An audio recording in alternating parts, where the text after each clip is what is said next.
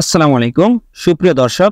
জন্ম নিবন্ধন একটি গুরুত্বপূর্ণ সনদ। জন্ম নিবন্ধন না থাকার কারণে অনেকে স্কুলে ভর্তি হতে পারছেন না এবং অনেকের জন্ম নিবন্ধন থাকা সত্ত্বেও তিনি সরকারি এবং বেসরকারি চাকরিতে আবেদন করতে পারছেন না। তার কারণ হলো জন্ম নিবন্ধন এবং স্কুল সার্টিফিকেটের সাথে তথ্যের মিল নেই।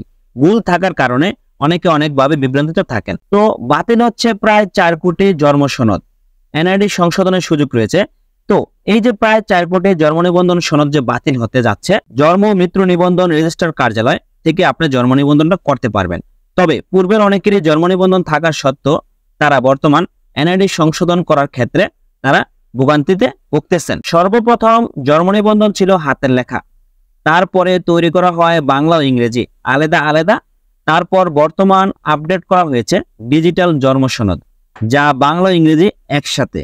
বর্তমান জন্ম সনদে বারকোড থাকে এবং গণপ্রজাতন্ত্রী বাংলাদেশ সরকারের লোগো থাকে। সর্বশেষ এই জন্ম সনদটি হলো 3 নম্বর আপডেট। তো বর্তমানে জাতীয় পরিচয়পত্র সংশোধন করার ক্ষেত্রে অবশ্যই অনলাইন জন্ম নিবন্ধন প্রয়োজন হয়ে থাকে। অনেকেই জন্ম নিবন্ধন সনদ এবং পাসপোর্ট এবং এনআইডির তথ্যের সাথে মিল নেই। মিল না থাকার কারণে তারা বিভিন্নভাবে সমস্যার সম্মুখীন হন। জন্ম মৃত্যু নিবন্ধন রেজিস্ট্রার কার্যালয় থেকে আপনি চাইলে বর্তমান অনলাইনে জন্ম নিবন্ধন সনদটি তৈরি করে নিতে পারবেন।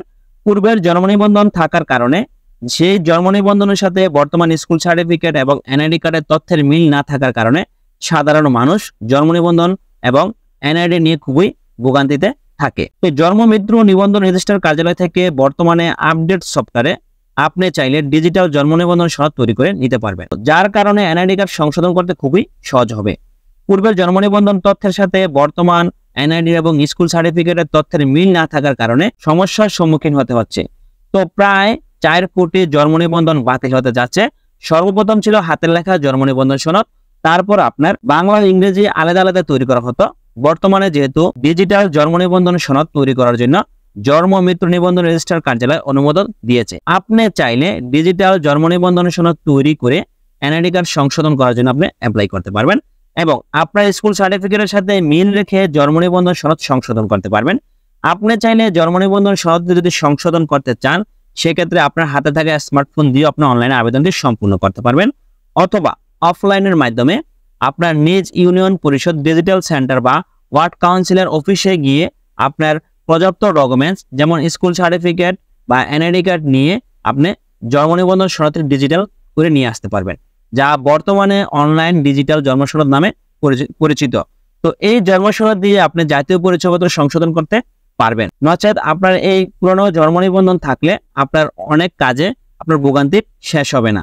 তাই পুরনো জন্ম নিবন্ধন যাদের হাতের লেখা জন্ম নিবন্ধন রয়েছে এবং যাদের ডাবল জন্ম নিবন্ধন রয়েছে, তাদের প্রায় 4 কোটি জন্ম সনদ বাতিল হতে যাচ্ছে। তো আপনি চাইলে আপনার যদি 2টি ডিজিটাল জন্ম নিবন্ধন থাকে সার্ভারে, তাহলে আপনি নিজ ইচ্ছায় জন্ম মৃত্যু নিবন্ধন রেজিস্ট্রার কার্যালয়ে গিয়ে আপনি একটি জন্ম সনদ বাতিল করার জন্য আবেদন করতে পারবেন।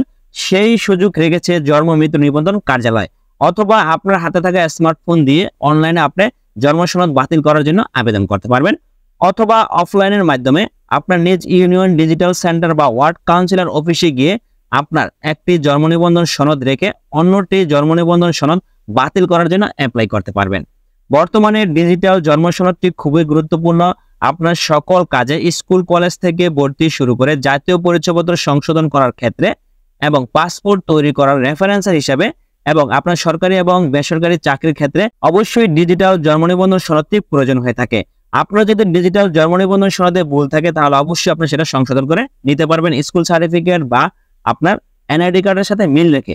অথবা আপনার জন্ম নিবন্ধন যদি সঠিক তথ্য থাকে, তাহলে আপনার জন্ম নিবন্ধন দিয়ে এনআইডি কার্ড সংশোধন করার জন্য আবেদন করতে পারবেন বা জাতীয় পরিচয়পত্র সংশোধন করতে পারবেন।